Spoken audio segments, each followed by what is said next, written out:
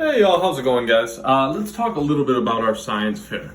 What I'm looking for with that. So I thought about it, and one thing is I do not want you to have to go out and get a poster board or try and print pictures.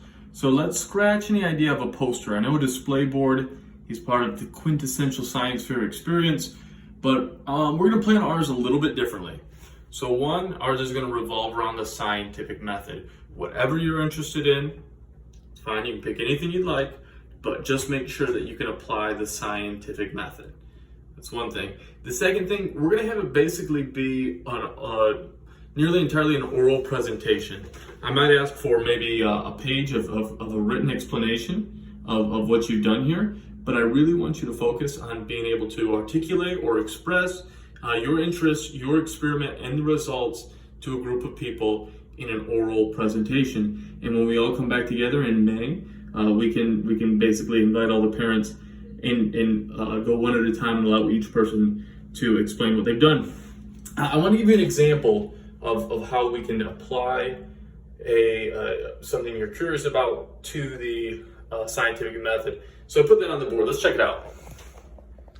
All right, this was just my idea, an observation. I observed students listening to music while studying. That made me curious. Did it help them? Did it aid them? Or did it hinder them? Right? As a teacher, you want to know these things. So that led me to this question. Does classical music affect performance in mathematics? And you probably noted that my original observation was, does music impact their studying? Does music impact their retention of knowledge? But when I craft my question, I've kind of got to narrow it down. I can't ask something like, does music make you smarter? That's way too big, way too broad. If I'm going to test something, I've got to focus in a little bit. I can't test every genre of music, every type of music. So I chose one type of music because basically because a teacher once told me that classical music improved your performance. I want to test this specifically. Does classical music affect performance in mathematics? So make sure that your question is very specific so that you can test it. All right, hypothesis. This is basically kind of what's your theory, what's your idea, what's your belief. This is where we make an inference, right? We talked about an inference. Inference is like an educated guess. Keep that in mind. So here's my hypothesis. Classical music positively affects math test scores. Okay, so of course, if I'm going to go to the trouble of testing all this, I believe I will find something here, and I think that I will find a positive correlation between classical music and math test scores. I think that classical music will make your math test scores higher. But, well, we've got to test it. My prediction is very similar to a thesis, but kind of, what do you predict the results of the test will be? How do you see this playing out? And I say that the music listeners, the people listening to classical music, will score slightly higher than the control group. The control group is the people who take the test without any music. So my hypothesis is that classical music positively affects math test scores. And my prediction, or kind of how do I see the results of the test playing out? Yeah, the music listeners, or the classical music listeners, will get higher scores than their control group, the people who take the test in basically silence. Here's how I'm designing my experiment. I'm going to take 10 participants. Now again, you've got to eliminate as many variables as possible. If you have your 2-year-old sister taking the test, and then you have Albert Einstein taking the test as well, there's too many variables, right? We need basically participants with similar education levels.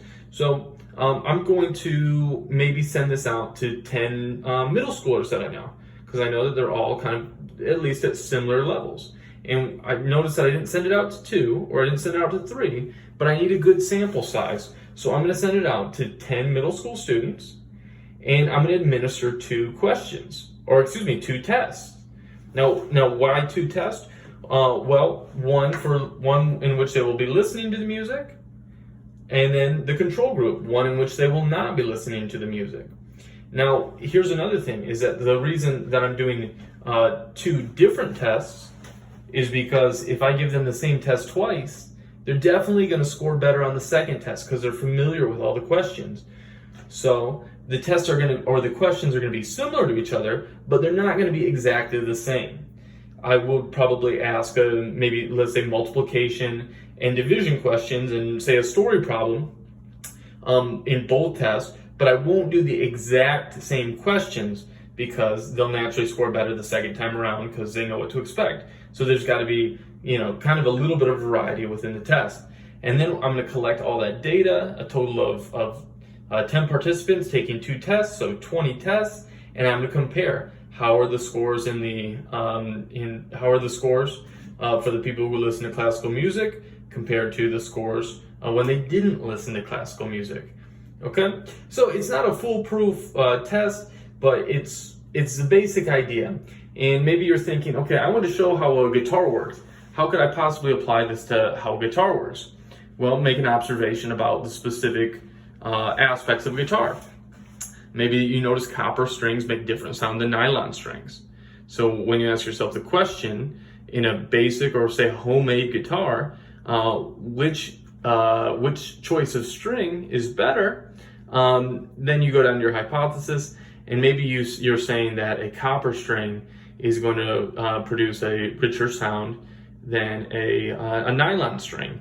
And you make a prediction based on what the results will be. You'll say that the copper string will essentially make a richer sound, make a stronger resonance, and then when you do the experiment, you're not going to have hard data like you did with the math test questions, but you can kind of just make observations or kind of score the sounds.